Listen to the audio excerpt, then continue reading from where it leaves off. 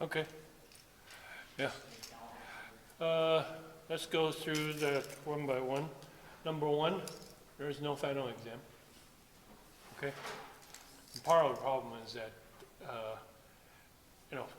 since I pick up in the middle, I don't know how to set up an exam to actually help you figure things out. So that's one. What's the other one? About dropping the last worst homework? Sure, that's not a problem. Okay, and what else? Are you, for the third exam grade, is it just an Just average? average the first two. Yeah. Yeah. And the last things to wrap up, I'm supposed to be responsible to about is that I will do it again. I'll show some of the homework 8 solutions, but I'll have just like homework 7, have a homework 7 plus for you to catch up on certain things. But I also need to consider that people who already submit, if they already did very well without me, I need to recognize their good work. You guys follow me? Yeah. Is it possible just to reopen homework 8 itself so that we can That way, last time I noticed some people, I scanned through it. They didn't do much. I was 7. After I showed the 7 solutions, they submitted 7, based on what I did. That's not fair. Now, if you have your honest effort and then I see the changes, then I'll agree with you. Yeah. For course evaluations, Mm-hmm. for this class and then that other class that Professor X was teaching? Yeah. Well, you guys, well, I would say majority. I pick up the last 3 weeks, 2 plus, and the majority, 11 weeks under him. I still think that the evaluation should be under his name. Okay. Yeah, because even right now, the registrar office basically considers this his semester. Are those evaluations going to have any effect then? To him? Yeah. Well, at least to me. Okay. Yeah, the entire department also will be reviewed under, so if you guys basically said every teacher here is terrible, then I'm in trouble, right? Yeah. Okay. Do I answer all the logistics? Okay. And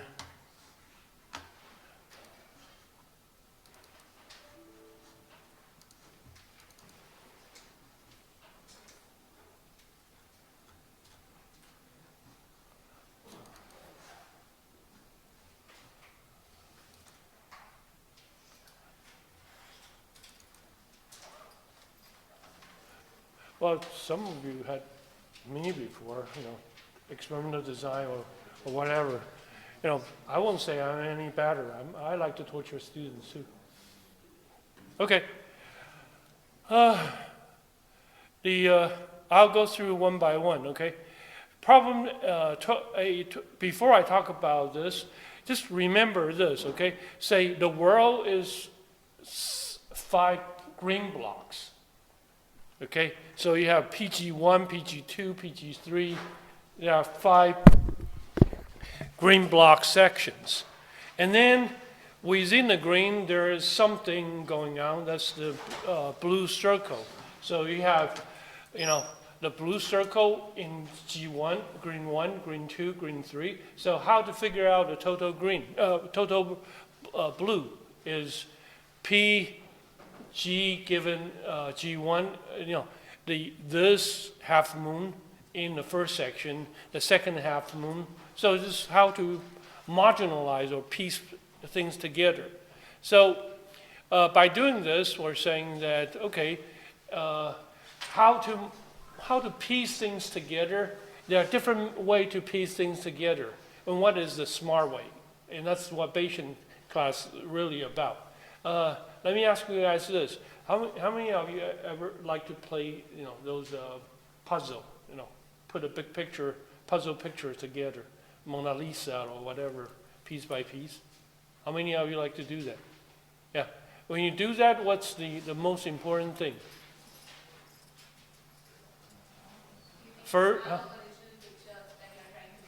yeah, so you figure out a picture you're trying to make. Well, that's sure, that's step one, step 0. But then what's after that?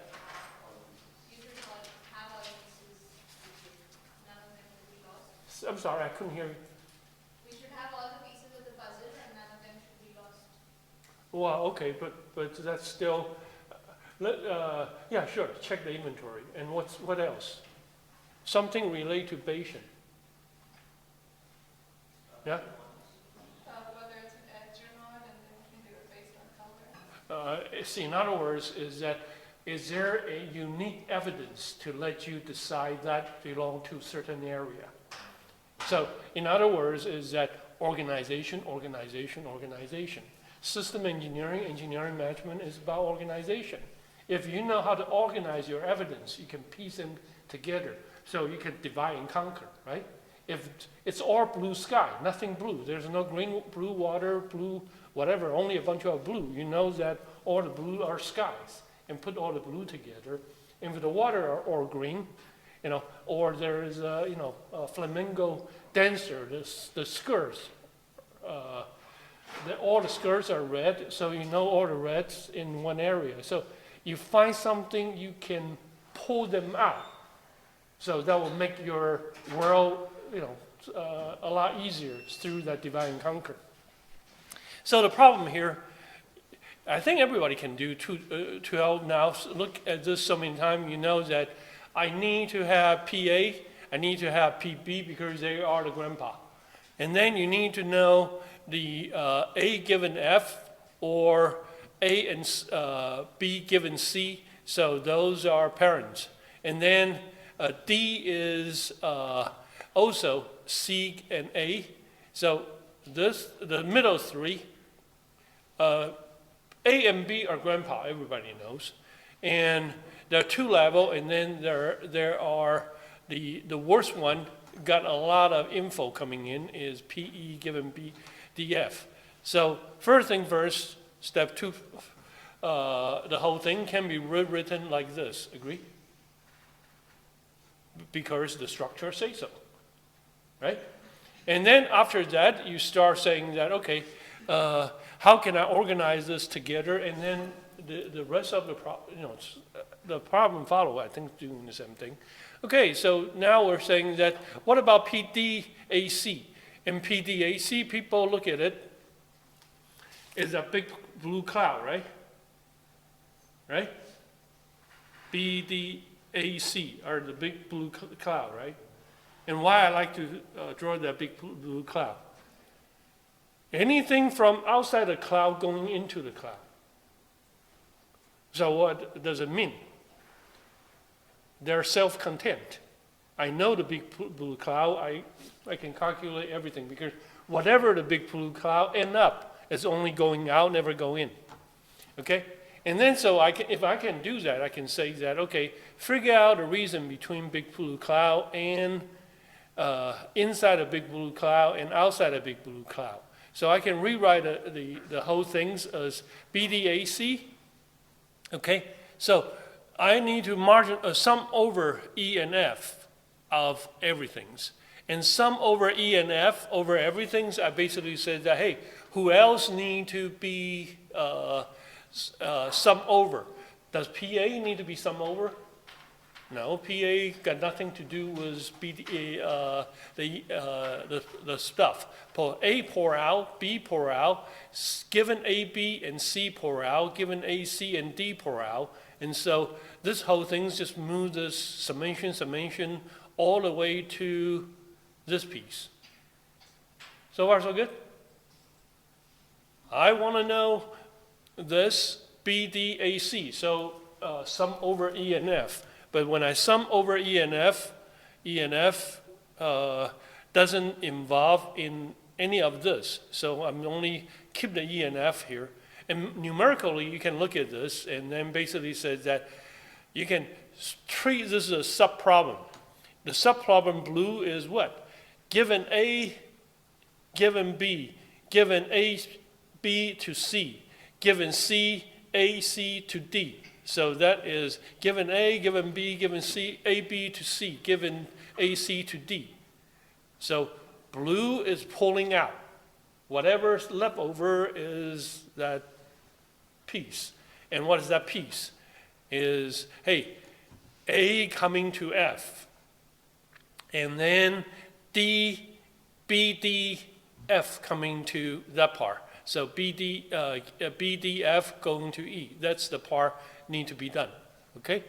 And so finally, I can say that when you sum up those independent pieces, okay, you can collect the information here, but you can do this by doing BDAC without knowing anything, because BDAC, they are nothing, no information going in.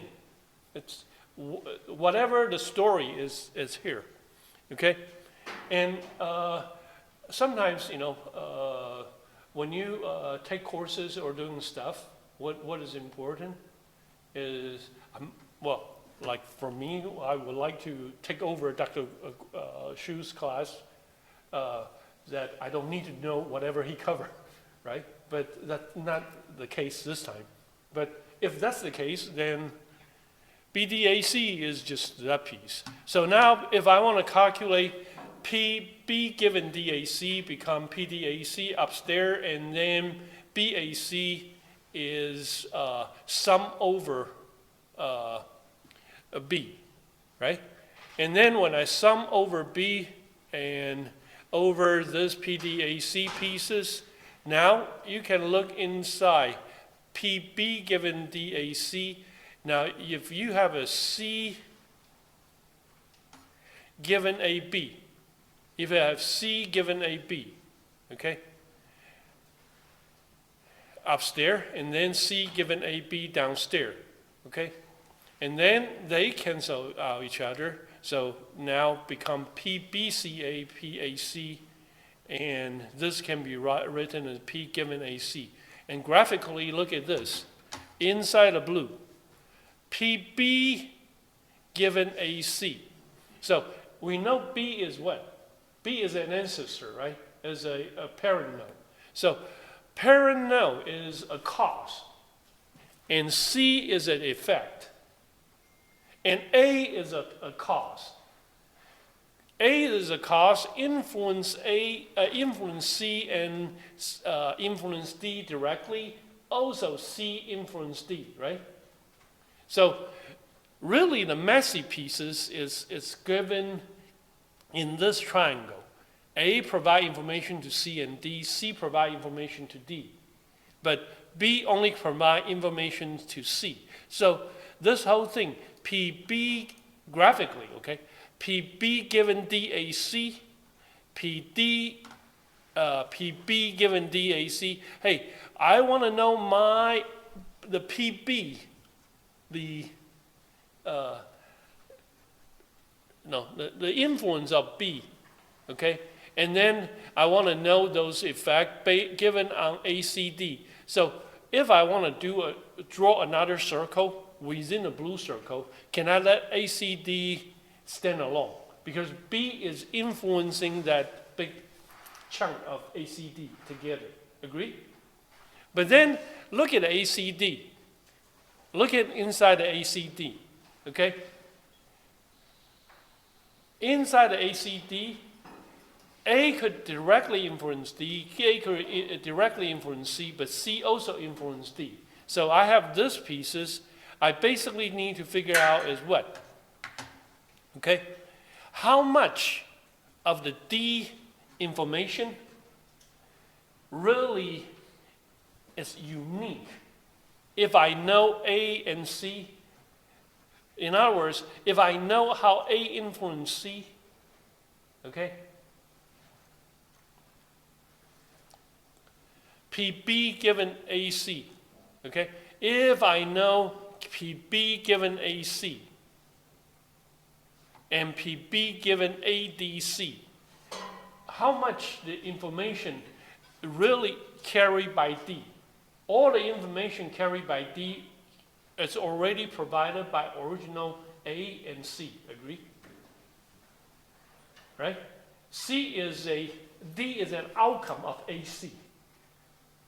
So by doing this, you basically said that, okay, even I want to study this PD given C, but if, okay,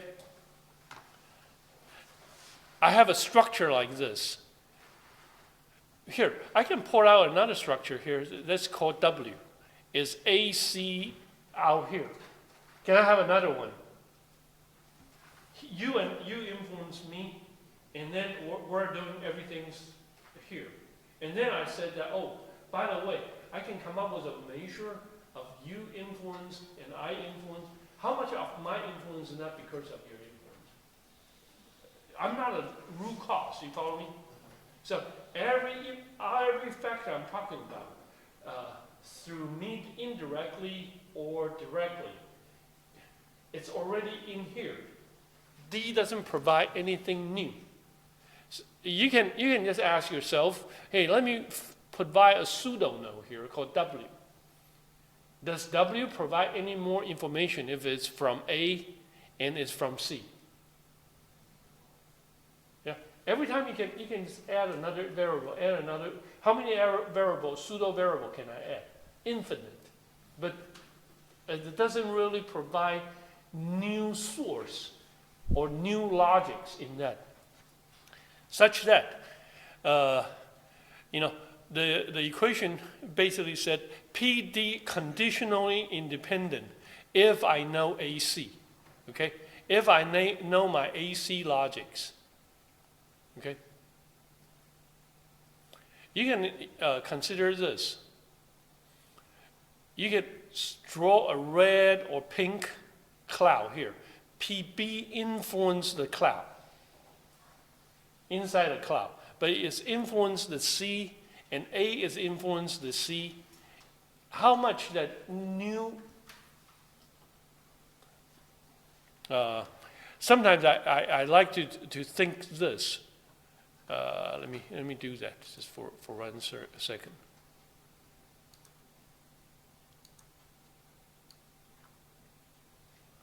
Okay, I create a node here. Let's just say this node is X.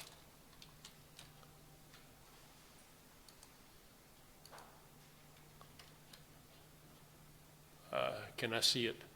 Okay, I can create a node here. It's called blue. Okay, and then I can create another node here. Let's say.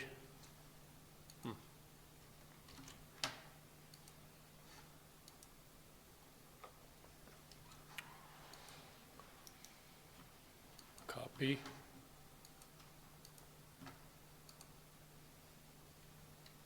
There we go. I can create another node as orange, and no matter which node I create, okay, I can create infinite number of nodes, and all those nodes I can say that is a regression or is an outcome. So this blue node is depending on A and C. Okay? How many that kind of node can I create a node? The blue node is 3A plus 4C. Can I do that? The observation of this blue node, every observation or the probability of yes or no depends on A and C. Can I do that? The node is a fake node I created. Can I do that in my Excel or any table computation? Can I? Yeah.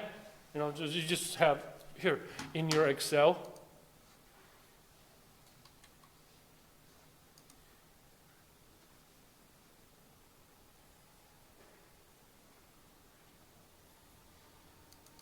Okay. if it's a regression, is that A and C, and then I can have a node called X, and X is 3 times, let me have first just do it in experimental design way. Say I have a number of A, and C is 2 or 2 times C, 2 times A. And then I can create another node, say X equal to 3 times A plus 4 times C.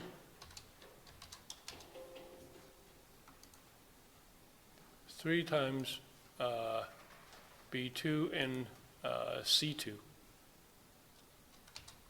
Yeah. So every time when I do this in a regression or experimental design way, okay, C got all the explained as a function of A, right? And then now if I said that dx is a function of this one and this one, do you think there's any degrees of freedom in the x from an experimental design point of view? Nothing.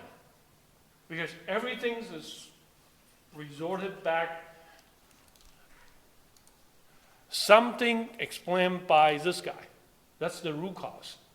And if something explained by this, okay, of course I can add a little bit of randomness in there to make it, kind of like fuzzy. But everything can be explained by this relationship. And then I said that, oh, I have another observation is based on that relationship. Then nothing new provided, okay? And if you're talking about the Markov-Chain way, is that, okay, I can talk about X to C. If I'm in X in state 1 or state 2, more likely to be C in a certain state. So C depends on where is A. And then X depends on where is A and where is C. Then everything you can explain is already explained by the stuff before. Then if that's the case, okay, then blue is it's a pseudo node, it's a fake node, doesn't provide anything. And I can create as many fake nodes as possible. Basically to say that whatever the node you come up with doesn't provide extra information, given that I know the B, given that I know the AC. So this is the way numerically to say that B and D are independent given A and C. Okay? So that's the problem. Okay, problem number 18, or the third one, is now I have the evidence of C1 given C. And then, of course, you need to calculate this given F and C. And to do this, you just treat it the same way. Summation, summation, summation of this relationship. And what's that relationship? That first line of yada yada here, the structure. Okay? So given that structure, and now I'm only interested in F and C. So I need to sum them up over A, B, D, E. Agree? So when I sum them up over A, B, D, E, now is basically said that, hey, let's go alphabetically. Let's sum up A. When I sum up A involve, okay? And then after A got partitions out, and then I partition out B, okay, given B. And then partition out the D part and partition out the E part. So by doing this, we marginalize piece by piece, and you can reduce the number of computation. Okay, now this is the one I encounter questions. Okay, first graph, we already said it before. B is the confounding factor B influence A, B influence C, the state of B influences the state of A and C. So this is confounded, okay? So computationally, if I single out B, then A and C, if I take, this is the first one is the hot soups, sour soup, the hot and sour example, agree? The second one is, no matter you move from A influence B and then B influence C, or C influence B or C influence A, and so this is a choo-choo train structure. I influence you, you influence him. You know, 1, 2, 3, or 3, 2, 1, I don't care. Now, same things. If I can take out the middle part, okay?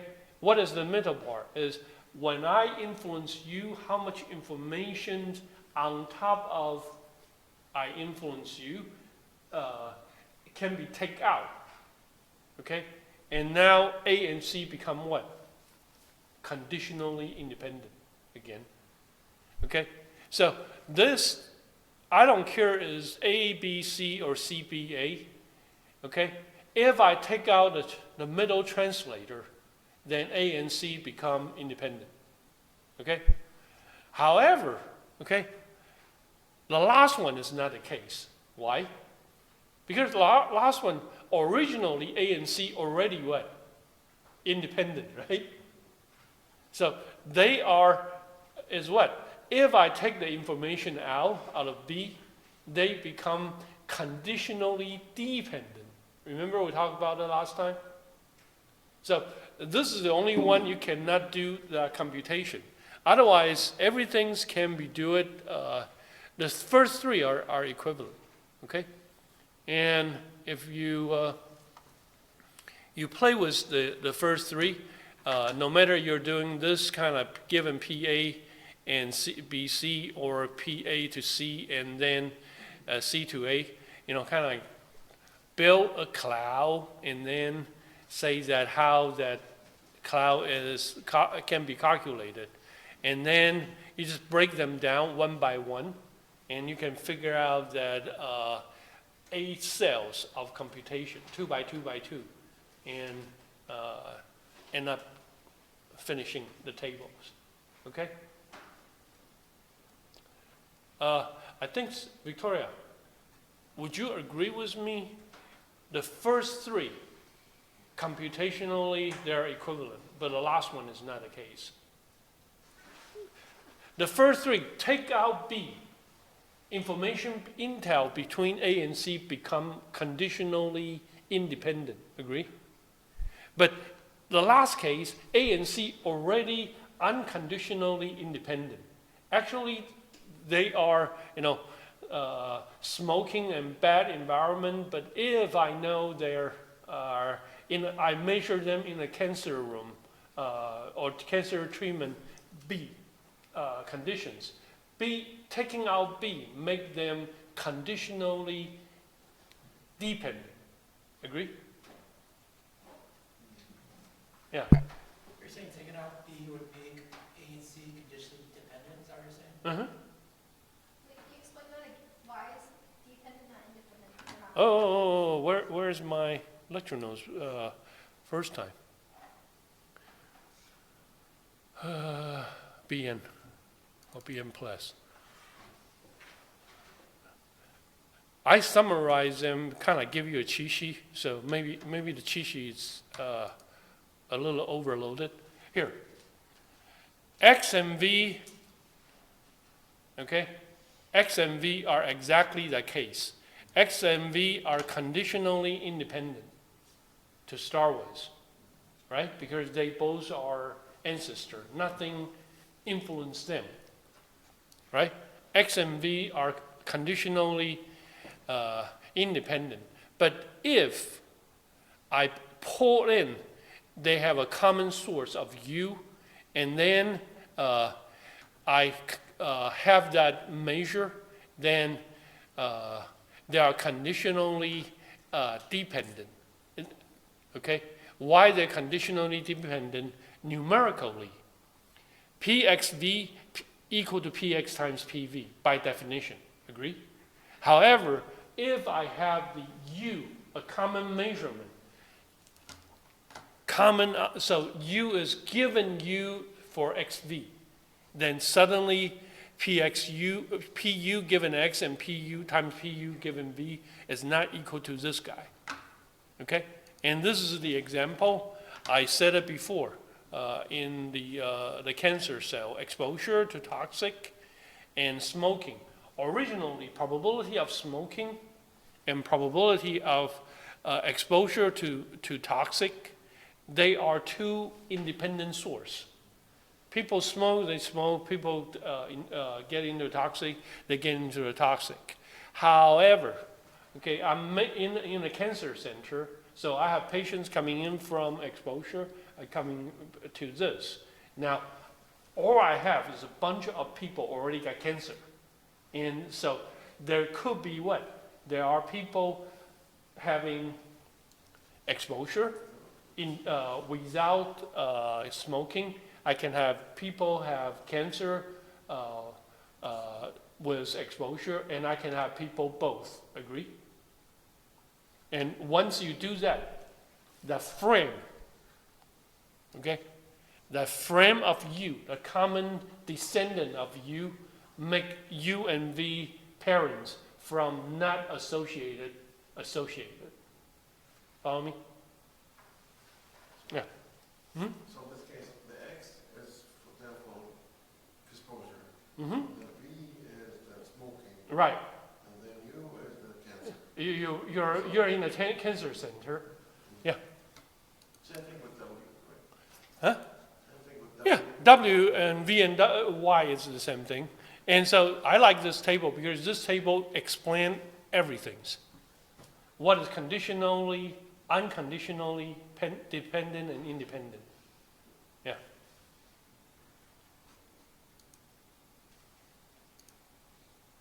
And numerically, you can, yeah, I remember I gave you guys this lecture note last time. I can have two, here, look at the blue on three, the right three, I mean the green on the right three column.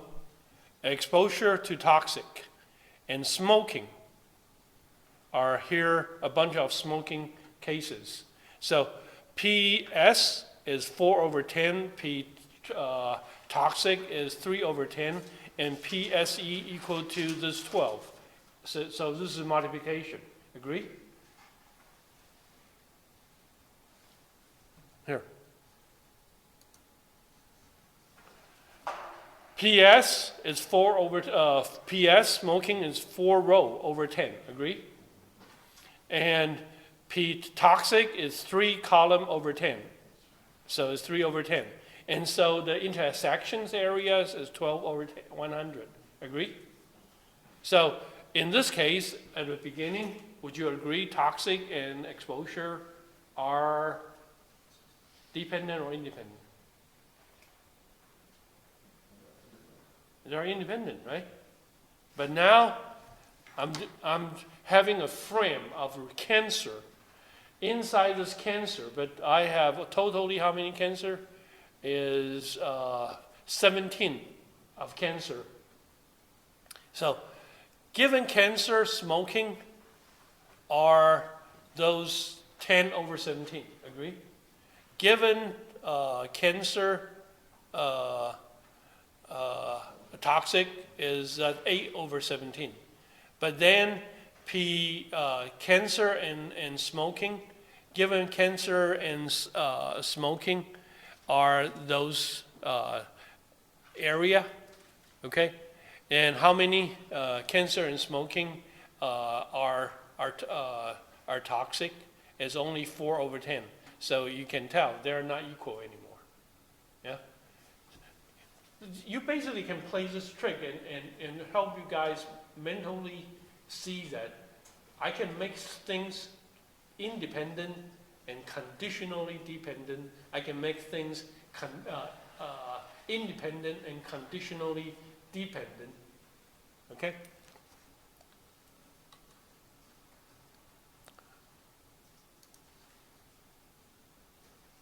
I think this is what he's trying to test you guys in the exam or homework originally, okay? Okay, so this is the end of the semester. You will do an extension on this one, and I'll grade accordingly. That's it. Will the video be posted? Huh? Will the video be posted right after this class? This one, the one I just said? Yeah. Okay. I'm not trying to, no, I'd like to torture you, but I would like to torture you with some base. Think it through. Actually, stuff like this, once you get it, you know, it's not that,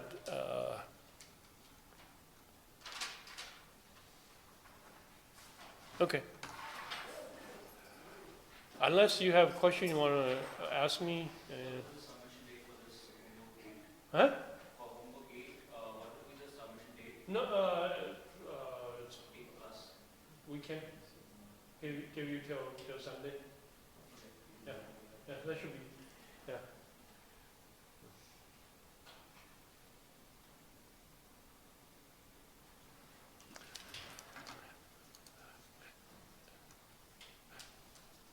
How many of you actually go through this example?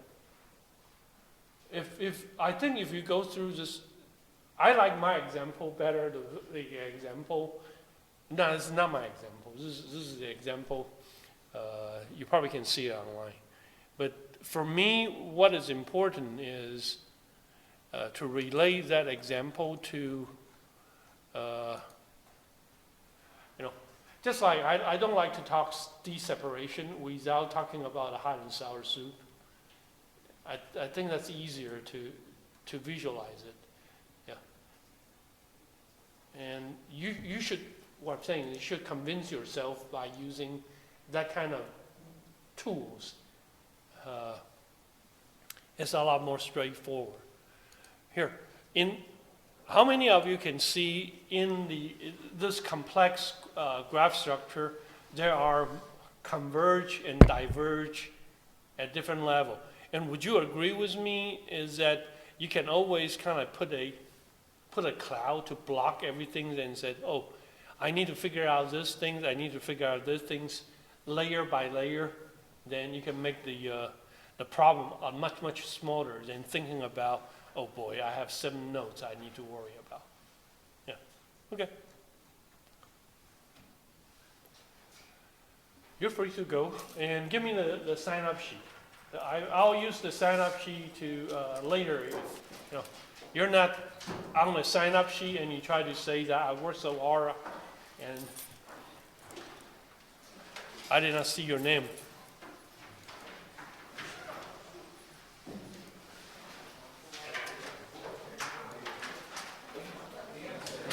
So last week I didn't come to class because I was sick. I had a COVID? doctor. No, it was flu. So Okay. the doctor said never go anywhere. No. Okay. So do you want me to send you this letter? You're fine. Thank you. Yeah. Sir, actually, I want to ask, I tried yesterday applying for an assignment file. Well, that's too late. Yeah. Yeah. Sure. Yeah. Well, if you didn't submit it, you just have to submit it in the 7+, 8+. Tried doing that, Yeah, but I'm gonna grade accordingly. Okay. I did the 7 also, but I also did yesterday 7+ and 8 also. Well, What about? or in the last submissions. Yeah. Why? Actually, I was working on the. Well, but there are submission days. You should submit first. Okay. Okay.